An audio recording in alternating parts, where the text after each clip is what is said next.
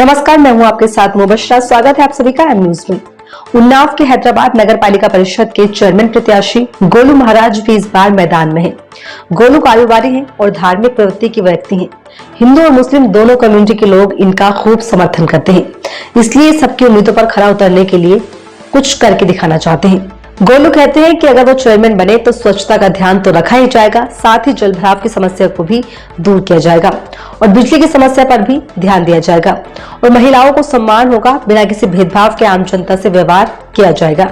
इस संदर्भ में हमारे सब एडिटर बरखा सिंह ने उनसे खास बातचीत की। देखिए उस बातचीत के प्रमुख अंश। नमस्कार, मैं हूं बरखा सिंह। आप देख रहे हैं एम न्यूज के खास प्रोग्राम शहर की संसद। आज हम मौजूद है हैदराबाद में, जहां पर हमारे साथ यहाँ के चेयरमैन प्रत्याशी गोलू महाराज जी हैं। गोलू जी, आपका हमारे चैनल में स्वागत है। जी मैम जी, नमस्ते। और इस बार सभी लोगों को मेरा नमस्कार। जय हिंद, जय भारत, जय श्री राम। गोलू जी, ये बताइएगा कि आपने क्या सोच कर इस बार चुनाव में कदम रखे हैं? हमने जो है ये जनता की जो है पीड़ा, अगर जनता में गांव टहलता हूँ कि कोई विधवा है, कोई मर गया, उसका विधवा पेंशन नहीं बनना या मरने का मृत प्रमाण पत्र नहीं बनना है, काफ़ी सारी परेशानी है यहाँ पे, जिससे जो है जनता बहुत ही परेशान है। और पुलिस थाने का जो भी कार्य होता है वो कोई कराने के लिए तैयार नहीं है। मैं 24 घंटे जनता के बीच में रहता हूँ और 24 घंटे उसकी सेवा के लिए तैयार हूँ। तो मतलब आप ये कहा जा सकता है कि जनता की सेवा के लिए राजनीति में आए हैं? जी जी, जनता की सेवा के लिए मैं राजनीति में रहूँगा और 24 घंटे उसको समय भी दूंगा, ये हमारा वादा है।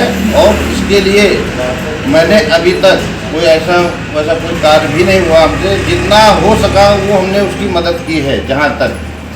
तो मदद करने के लिए तो और भी चीजें हैं जिससे आप सेवा रूप में कार्य कर सकते हैं। तो आपने ये चेयरमैन बनने के लिए मतलब ऐसे क्यों आए कि ये मैं इस बार चेयरमैन बनूंगा तो ये कार्य कराएंगे, ऐसा क्यों आपने सोचा? देखिए मैम जी, कुछ कार्य ऐसे होते हैं कि जब तक उस पद पे आप बैठेंगे नहीं, ऐसे सोचने से कुछ नहीं होता। जब उस पद पे बैठेंगे जाके तभी उसका निस्तारण कर सकते हैं, ऐसे उसका निस्तारण नहीं कर पाएंगे जब तक उस पद पे है नहीं।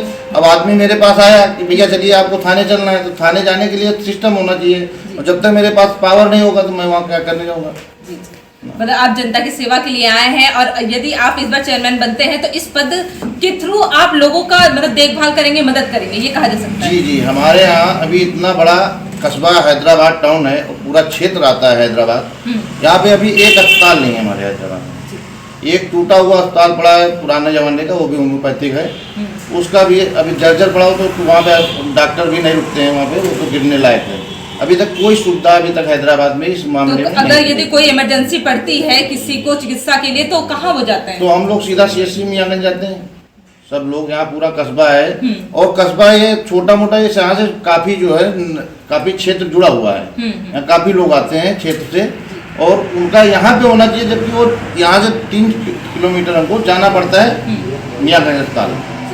तो यहाँ के जो मौजूदा चेयरमैन है, क्या उनको ये सब चीजों से कोई लेना देना नहीं है कि जनता कितनी परेशान है? एक अस्पताल के लिए कोई मतलब कुछ करवाएं कि अस्पताल के लिए यहाँ से बजट बनवाएं, ऐसा कुछ भी वो नहीं कर रहे हैं? ऐसा मैम जी अभी तक कुछ भी सोचा नहीं गया यहाँ पे। चेयरमैन यहाँ पे जो है विष्णु शंकर, उन्होंने भी आज तक नहीं सोचा। इससे पहले भी चेयरमैन रहे हैं, सामान मतलब आशा गुप्ता थी, इससे पहले इंद्रदेव सिंह थे। इसके लिए बोला पूर्व चेयरमैन ने ये भी बोला है कि मैं यहाँ पे गेस्ट हाउस बनवाऊंगा सरकारी टाइप में। अभी तक यहाँ हमारी पब्लिक को ना कोई पार्क है, ना कोई गेस्ट हाउस है, कोई भी सुविधा है ही नहीं है। जब दैनिक सुविधा नहीं है तो गेस्ट हाउस क्या बनेंगे? गेस्ट हाउस तो मतलब गेस्ट हाउस तो बहुत ही है आदमी का। अगर मेरे गांव कोई रिश्तेदार आता है तो उसको हम कहीं पार्क ले जाके घुमाने के लिए, यहाँ पे हैदराबाद में कोई सुंदरीकरण नहीं है।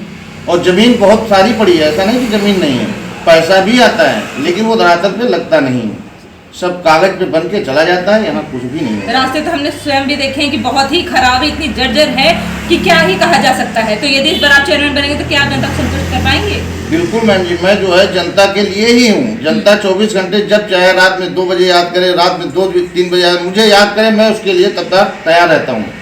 मुझे कॉल करेगा, मैं उसके दरवाजे पहुँचता हूँ।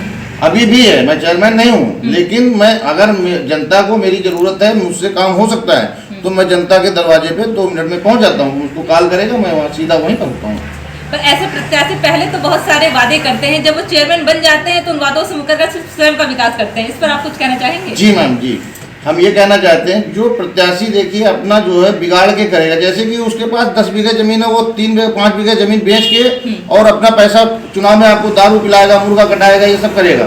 तो वो पैसा पहले 5 बीघे बेच के वो 15 बीघे निकालेगा, तब वो विकास की सोचेगा। जब तक उसके पूरे 5 साल हो जाते हैं तो आपको विकास मिलने का कोई मतलब ही नहीं बनता है। तो मतलब वो अपना विकास करेगा ना। जी जी जी बिल्कुल, वो अपना विकास करेगा।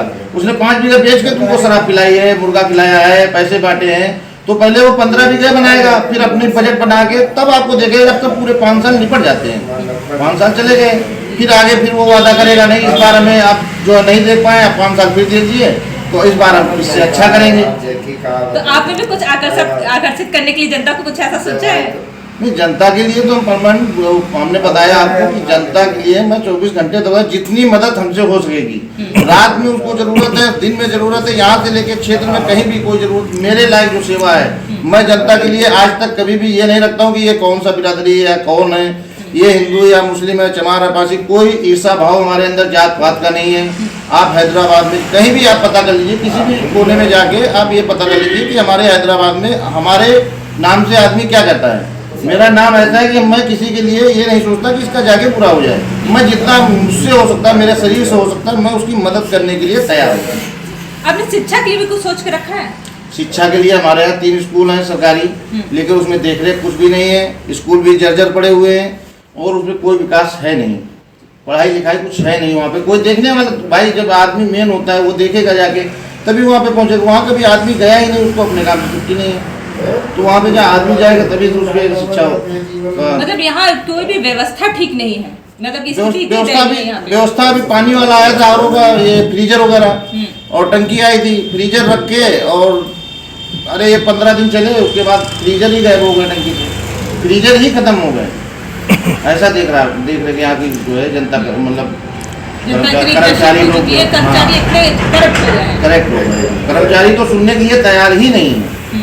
कर्मचारी से अगर आप बोलेंगे कि भैया मैं इस काम से आया हूँ आपके टाउन में, तो सीधा आपको हसनगंज जाता है, हसनगंज जाइए आप, हसनगंज से काम होगा। यहाँ पे ईओ साहब हैं, ईओ साहब कभी आते ही नहीं है, कभी वो आते ही नहीं है।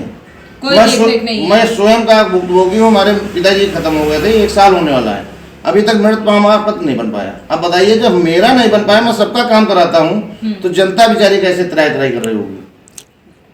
ये समझने वाली बात है सबसे बड़ी। यहाँ पे हैदराबाद का नाम ही सिर्फ हैदराबाद है और यहाँ पर कुछ ऐसी चीजें नहीं है अच्छी जो हैदराबाद के शहर से यहाँ पर मतलब जिसका कहा जा सकता है किया जा सके। नहीं ऐसा कुछ नहीं, यहाँ पे ऐसा कोई नई सुविधा ऐसा कुछ नहीं है कि यहाँ पे कोई विकास के नाम से कोई आया हो। पैसा हैदराबाद में सरकार पूरा काम कर रही है। एक हमारे यहाँ कान्हा गौशाला है, उसमें आप देख लीजिए 7, 8, 10 जानवर रोज डेली मरते हैं, भूख से जो है तड़प के मर रहे हैं।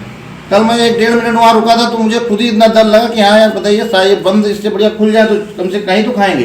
पेट के लिए वो प्यासे मर रहे हैं, भूख के लिए भूख से मर रहे हैं। गाय को रख के इतना दुर्दशा हो रहा है, बहुत ही ज्यादा कष्टदायक है कि मतलब या तो उनको बांधिए, मत बांधिए तो उनको चारा पानी ये सब व्यवस्था कीजिए उसके लिए, नहीं तो उसको छोड़ दीजिए। बंसी आजाद है। गाँव ये है कि गाँव अध्यक्ष के लिए मोदी जी ने सारा जो है योगी सारी व्यवस्था कर रहे हैं, वहाँ से पैसा भी आ रहा है। लेकिन यहाँ पे जो देखो जाके, अभी आप स्वयं जाके अगर देखना चाहेंगे या पीछे चलेंगे तो वहाँ पे गौशाला में आपको ये दिखेगा कि ये जानवर कितना भूखा कैसे तड़प रहा है और गेट में बंद है, क्या करेगा। गौशाला का फिर कोई जरूरत नहीं है यहाँ, कोई जरूरत नहीं, इसकी कोई जरूरत है ही नहीं। इससे बढ़िया तो हमारे यहाँ नहीं था तो अच्छा था, तार से कट के ब्लेड से कम से उनका पेट तो भरता था, पेट तो उनका भर रहा था, वो हमने भूखों से तो नहीं मर रहे थे। या हमारे ये मान लीजिए कि हमारी गाय माता है, गाय माता हमारी, ये जो दुर्दशा हो रही ये नहीं देखा जा रहा था। वो जो चल रहा था, हरा चल रहा था, ये चल रहा था फलाना ढूंढा, लेकिन वो ये था कि गाय हम देखते वो तड़प नहीं देख पा रहे थे, जो इस समय यहाँ गौशाला में देखने को मिल रही है। स्थिति बहुत ही खराब है, बहुत ही दैनिक गाय माता के लिए इस समय हमारे हैदराबाद में जो चल रहा है, इसके लिए तो बहुत ही दैनिक है। इसके लिए तो हम 1-2 बार बनवाए भी गए भी, गौशाला भी गए, लेकिन इस पर कोई कार्रवाई नहीं हुई, ना कोई सुनवाई। अधिकारी लोग आते हैं, जांच करके चले जाते हैं, सब सही है, काम खत्म। तो यदि इस बार आप चेयरमैन बनते हैं तो आप क्या लोगों को संतुष्ट कर पाएंगे, ये सब चीजों पे ध्यान देंगे? हमारा सबसे पहले काम ये गौशाला का रहेगा। दूसरा काम ये रहेगा कि हमारे गांव में एक अस्पताल होना चाहिए, जिसके लिए हमारी गांव की जनता जो है, ये मियाँगंज या कहीं से हमारे गांव में फिलहाल 50 बेड का अस्पताल मैं चाहता हूँ, अपनी इच्छा है कि मैं यहाँ कैसे भी करके ऊपर वाले मतलब जो है ऊपर अधिकारियों के पास जाके इसके बारे में उनको जानकारी देने के लायक अपने हैदराबाद में एक अस्पताल की मांग हम बहुत ज़्यादा जल्दी करेंगे। हाँ, और एक पार्क और दूसरा जो है एक तुम्हारा जो शादी ब्याह हमारी बहन बेटियों का होता है, तो अब बेटी बहन हमारी है, लेकिन हम यहाँ से ना जाके एक छोटा सा रसूलाबाद है, ये इनायतपुर है, और इधर उधर जाके हम लोग गेस्ट हाउस बुक करते हैं। हमारे गांव में एक सरकारी बारातशाला है नहीं कि हमारे गांव में कोई बारातशाला हो जहाँ पे बहन बेटी हमारी ब्याही जाए। तो आप अपनी जनता से कुछ कहना चाहते हैं मैं चैनल के माध्यम से? मैं यही कहना चाहता हूँ कि एक बार जो है गोलू महाराज हमको जो है एक बार सभी लोगों को ये हाथ जोड़ के निवेदन है कि एक बार हमें जो है मौका दे के देखिए। मैं आपके साथ वो काम करूँगा, 24 घंटे आपकी सेवा में रहूँगा, रात दिन 24 घंटे दुख और सुख में दोनों में आपकी मैं मदद करने के लिए तब तक तैयार रहूँगा। ये हमारी, बाकी सब जय श्री राम, वंदे मातरम। ये थे हमारे साथ गोलू जी जो कि चेयरमैन प्रत्याशी है, और उनका कहना है कि यदि वो इस बार चेयरमैन बनते हैं तो सबसे पहले अस्पताल और एक मैरिज लॉन की व्यवस्था करवाएंगे। यहाँ की स्थिति बहुत ही दयनीय है। हैदराबाद में हम स्वयं भी जाके देखे, रास्ते बहुत खराब है, गौशाला की स्थिति बहुत दयनीय है। तो यदि इस बार गोलू जी यदि चेयरमैन बनेंगे तो वो सारी चीजों पे जनता को संतुष्ट करके दिखाएंगे। पर ये तो देखने वाली बात होगी कि जनता इन्हें चेयरमैन के पद पर देखना चाहती है या नहीं। तब तक के लिए बने रहिए एम न्यूज के साथ, मैं बरखा सिंह। गोलू एक सुलझे हुए व्यक्ति है जो जमीन से जुड़कर काम करते हैं। वो एक व्यापारी है पर जनता की सेवा में रुचि रखते हैं और इसी सेवा भाव के लिए वो चुनाव में उतरे हैं। पर देखने वाली बात ये होगी कि जनता उनमें कितनी रुचि रखती है। तो फिलहाल इस रिपोर्ट में इतना ही। बने रहिए हमारे साथ एम न्यूज के खास प्रोग्राम शहर की संसद। नमस्कार।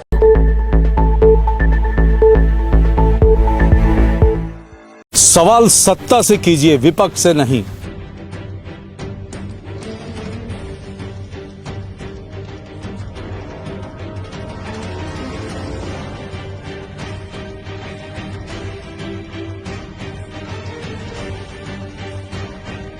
विपक्ष से सवाल करने वाले तो बहुत हैं, लेकिन सत्ता से सवाल करते हैं सिर्फ हम।